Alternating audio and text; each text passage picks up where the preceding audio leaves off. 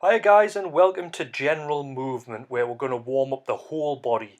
Firstly, we're going to start with ankle rocks against the wall. We're going to go 10 reps here. The aim of the game is try and push the knee towards the wall whilst keeping the foot flat on the floor. Next up, we've got calf raises. They speak for themselves, and we're just going to come onto the tiptoes and try and squeeze the calves. Nice and slow.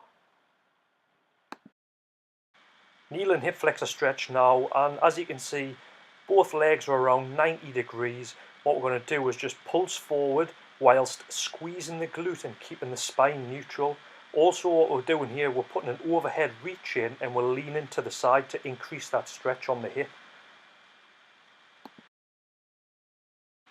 Now we're trying to get some glute activation on this one. What we're looking to do is squeeze the glute whilst keeping the body in a nice alignment. Make sure the spine and the lower back doesn't overarch in any way.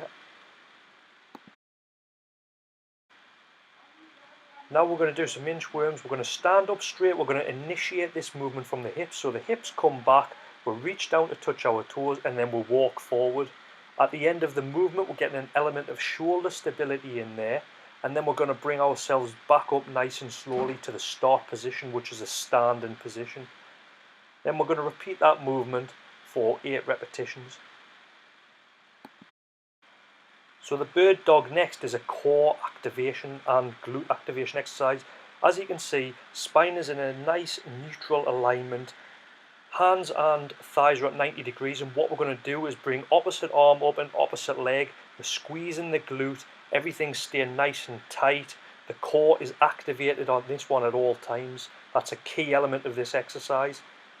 And when you're bringing that leg back, make sure you're pushing back with the heel and not the toe.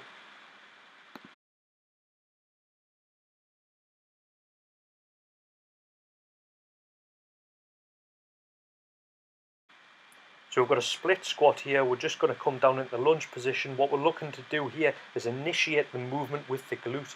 The shin is at 90 degrees, the other thigh is at 90 degrees, and we're just looking to pop up nice and straight, nice and fluid on this one.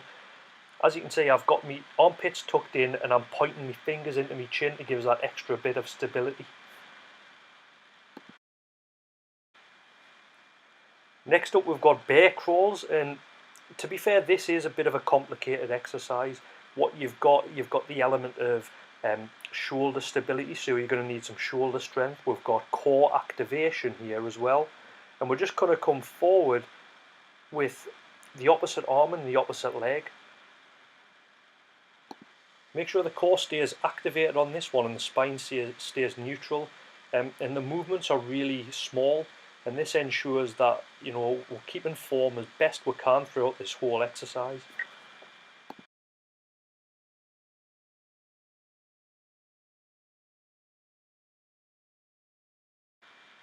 So we've got Blackburns now. We're lying on the mat, body's in a nice neutral alignment, and we're going to bring the shoulder blades together. So we're trying to squeeze those shoulder blades together whilst keeping the tops of our hands on our bum. When we feel that activation, we're going to reach forward with our thumbs pointing in the sky as far as we can on this one.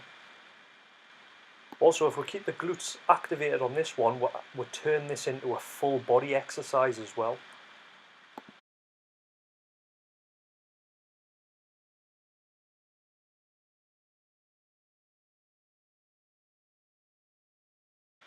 With the press up, if you screw your hands into the mat, what that does, it tightens the shoulders up, so you've got more stability and you can execute a press up with better precision.